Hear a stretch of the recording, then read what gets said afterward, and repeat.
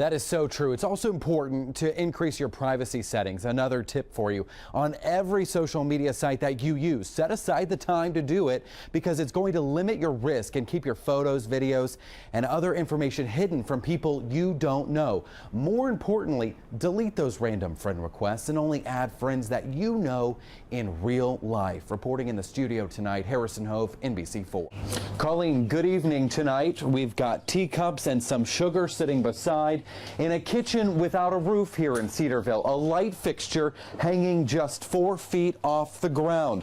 The damage inside, the damage outside. Friends and family are racing to save any items left unharmed in this Cedarville home. Harrison? Hey guys, NBC4 has just obtained a letter written by one of the 9 witnesses interviewed in the original investigation, which resulted in the firing of OSU marching band director Jonathan Waters. The witness outlines issues she has with the report, and she claims some of her statements were taken out of context. In the report, there's a student Jonathan Waters cursed at during a mid-season band evaluation. She says that's just not true, that those words were not directed at her. The past squad leader says there was much left out in the report from her interview. We are going to continue to analyze her words, analyze this letter. We're going to have much more on this developing story coming up tonight at 5. Now, you can see Chopper 4 tonight as a reference point. Our helicopter slightly larger than the MD-500 that went down yesterday. There were 10 saws rotating and hanging off of this helicopter. All had 10 inches in diameter. That is a diameter slightly larger than this basketball. The saws were dangling at about 100 feet below the helicopter. And as I marked that off for you, I also want to share with you that tonight I did call AEP. They tell me they've been using aerial tree trimming since 1987. First Energy also uses aerial tree trimming to clear rights of ways along power lines. Here's your 100 feet reference point tonight. We are live in Columbus. HarrisonHove, NBC4. Certainly, this college loan debt can trickle down the road and still impact us in our 20s, into our 30s, and beyond. So a couple of things to keep in mind tonight. Number one, know the ins and outs of your loans. Know who your lender is and keep an open line of communication. Finally, look up some programs. There could be loan forgiveness that you might qualify for to help lower your principal. And if all else fails, whatever you do, don't stop paying that loan. We are reporting live tonight on the Ohio State University campus. HarrisonHove, NBC4. Harrison, what can you tell us?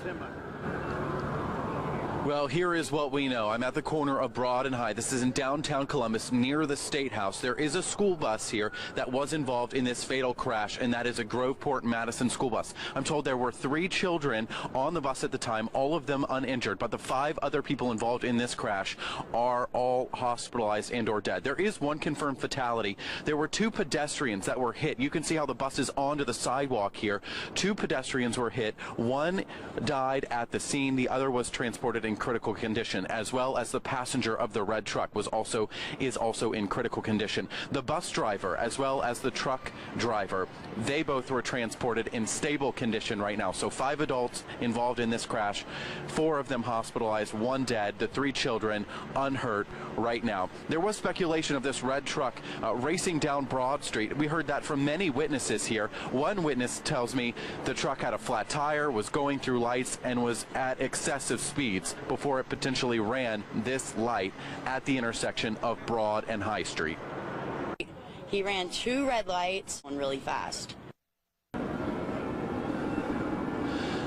Now, here is what I can tell you right now. There are several roads downtown that are closed. We're talking High Street from Gay Street all the way to State Street, as well as Broad Street from 3rd Street down to Front Street. Those areas are closed. CPD tells me it could be hours before they are reopened. This is a major area for COTA transfers and pickups as well. I have spoken to representatives at COTA who tell me you need to go onto the website to check to see the alerts as to where the reroutes are going to be. Most of the reroutes are going to be along Front Street, 3rd Street, or 4th Street, and these reroutes will remain in place as long as this intersection at Broad and High remains closed. Of course, we will continue to keep you updated. CPD has told me they are trying to see any cameras in the area to see the cause of this accident. They have currently reviewed 1 camera and are looking for more video. We'll, of course, keep you posted through the afternoon and into the evening. I'm live at Broad and High in downtown Columbus. HarrisonHove, NBC4. That staggering fact, the average sugar baby receives $3,000 a month in cash and gifts from their sugar daddy. It shocked me when I heard that. So I did some math for you. A college student would have to work more than 400 hours a month at a minimum wage job just to make that $3 grand. So bottom line, dating sugar daddies and mamas can be quite lucrative, guys.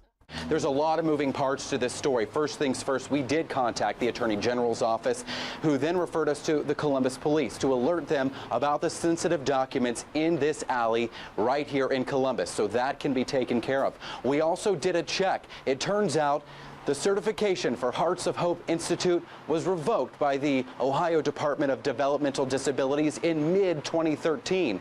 As more information on this story becomes available, we'll be sure to bring it to you. But for now, we are reporting live tonight in Columbus.